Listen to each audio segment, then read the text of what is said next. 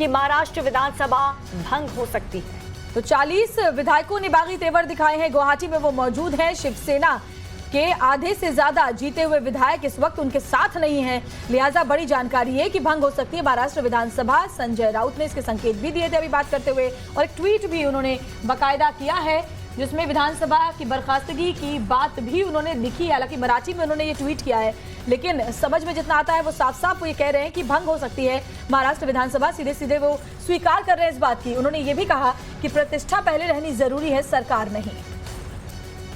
तो बड़ी खबर, मौजूदा हालात विधानसभा भंग होने की ओर। संजय राउत ने ये ट्वीट कर दिया है, भंग हो सकती है महाराष्ट्र विधानसभा। संजय राउत जो बड़े लीडर हैं शिवसेना के, हमेशा शिवसेना से जुड़ी हुई जो तमाम जानकारियां होती है वही मीडिया के सामने पहले भी रखते आए हैं, एक बार फिर से वो रख रहे हैं और कह रहे हैं कि मौजूदा जो हालात इस वक्त बने हुए हैं उसमें साफ साफ ऐसा लग रहा है कि महाराष्ट्र विधानसभा भंग हो सकती है।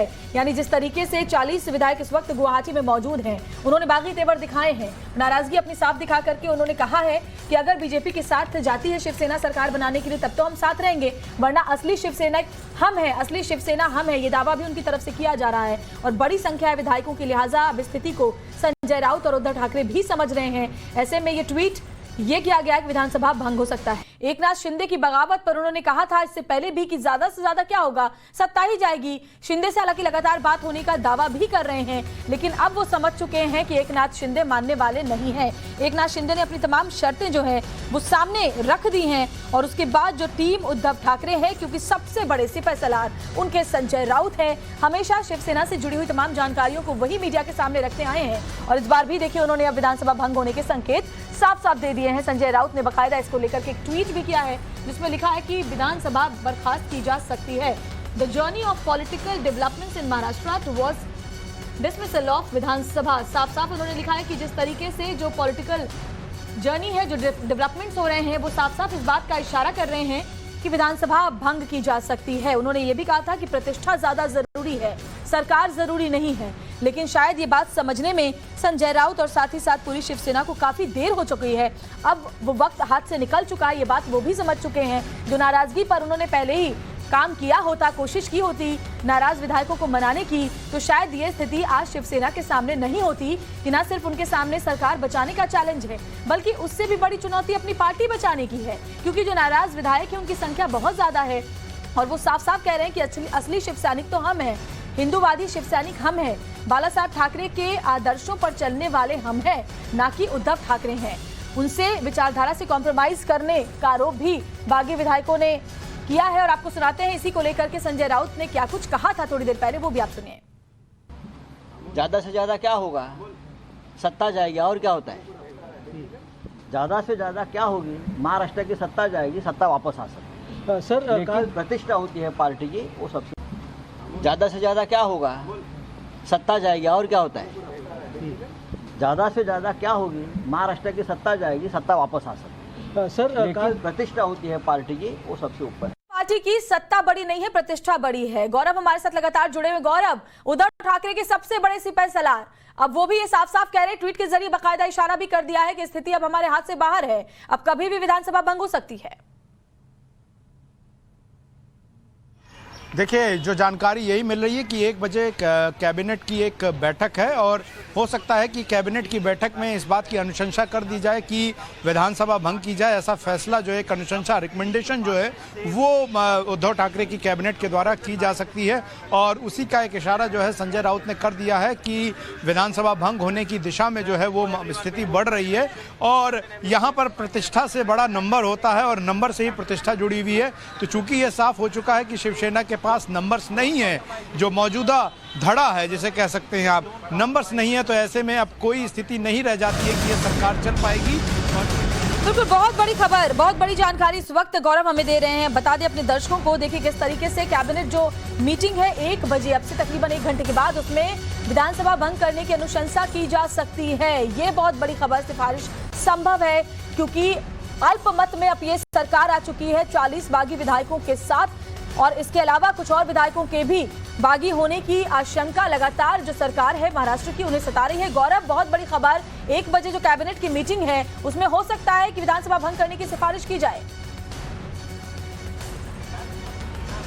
बिल्कुल, इस बात से देखिए इनकार नहीं किया जा सकता है। जब पूरी कैबिनेट बैठेगी तो जो संख्या बल है उसको भांपते हुए समझते हुए उद्धव ठाकरे जो है वो इस बात के लिए कैबिनेट में एक प्रस्ताव लाकर रिकमेंडेशन दे सकते हैं। विधानसभा अध्यक्ष को भेजा जा सकता है कि विधानसभा को भंग कर दिया जाए कि चूंकि महाराष्ट्र मकान विकास आघाड़ी के पास नंबर्स नहीं है, तो इस बात की ओर ये इशारा कर रहे हैं। और अब चूंकि ये लगभग तय हो चुका है कि शिवसेना अपने विधायकों को वापस लाने में नाकाम रही है, उनको मना पाने में असफल रही है, और ऐसे में अगर किसी भी स्थिति में फ्लोर टेस्ट होता है तो अल्पमत में आते ही सरकार फ्लोर टेस्ट में गिर जाएगी। ऐसे में सरकार गिरने से अच्छा यह है कि विधानसभा को भंग करने का प्रस्ताव दे दिया जाए, और वही बेहतर होगा, क्योंकि संजय राउत ने जिस शब्द का इस्तेमाल किया कि प्रतिष्ठा रहनी चाहिए, सरकार आती जाती रहती है, तो प्रतिष्ठा बचाने का आखिरी तरीका यही है कि विधानसभा भंग करने की मांग की जाए, बनिस्बत की वोटिंग के बाद जो है सरकार अल्पमत में आकर गिरे, और उसके बाद जो है उसमें जो है एक तरीके के आक्षेप हों, सवाल खड़े हों। तो मुझे जो लगता है और जो जानकारी हमें मिल रही है फिलहाल, स्थिति यही बन रही है कि विधानसभा को भंग करने का एक की अनुशंसा, सिफारिश या रिकमेंडेशन आज की कैबिनेट की बैठक में हो सकती है। बिल्कुल गौरव, इसका साफ साफ मतलब है ये है कि अब उद्धव ठाकरे, संजय राउत ये समझ चुके हैं कि अब एकनाथ शिंदे और साथ ही उनके साथ जो तमाम बागी विधायक हैं वो नहीं मानने वाले हैं। एकनाथ शिंदे ने जो शर्त रखी है कि बीजेपी के साथ मिलकर सरकार बनाइए तब हम आपके साथ रहेंगे, वरना नहीं। इस पर अगर सर हामी भरती है, शिवसेना की तरफ से हामी भरी जाती है, तो ये और ज्यादा बुरी स्थिति हो जाएगी पार्टी के लिए। लिहाजा जो बेहतर कदम लग रहा है शिवसेना को वो यही कि अब विधानसभा भंग की जाए।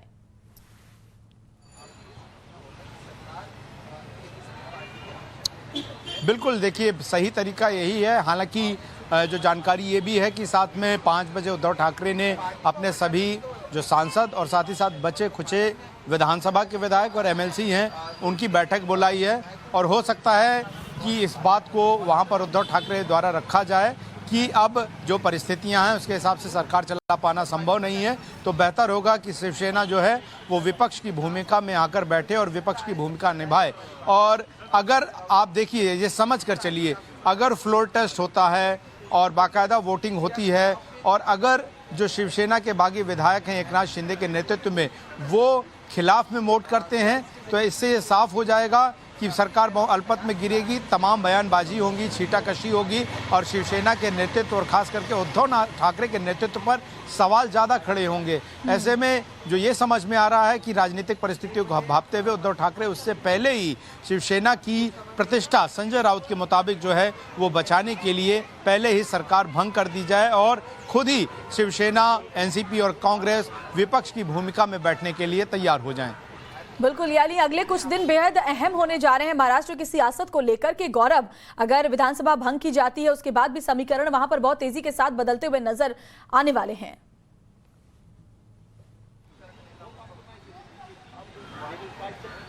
बिल्कुल बिल्कुल, देखिए समीकरण बदलेंगे, और अगर यहाँ पर अब ये समझने वाली बात है कि बीजेपी सरकार बनाने की स्थिति में होगी या फिर विधानसभा भंग होने के बाद अगर 37 विधायकों का समर्थन शिवसेना के दूसरे धड़े को प्राप्त नहीं होता है, तो ऐसे में क्या राष्ट्रपति शासन लगाने के बाद दोबारा चुनाव होने की घोषणा होगी? ये एक बड़ा सवाल बना रहेगा, क्योंकि अभी तक ये तय नहीं हो पाया है कि क्या 2/3 की जो मेजॉरिटी है वो एकनाथ शिंदे के साथ में है पार्टी की या नहीं, और अगर वो नहीं है तो वो नई पार्टी या फिर उन सभी विधायकों का भारतीय जनता पार्टी में विलय करने की स्थिति में नहीं होंगे, और उस स्थिति में फिर जो है बीजेपी भी सरकार नहीं बना पाएगी। और ऐसे में हो सकता है कि राष्ट्रपति शासन की घोषणा करने के बाद बिल्कुल जो है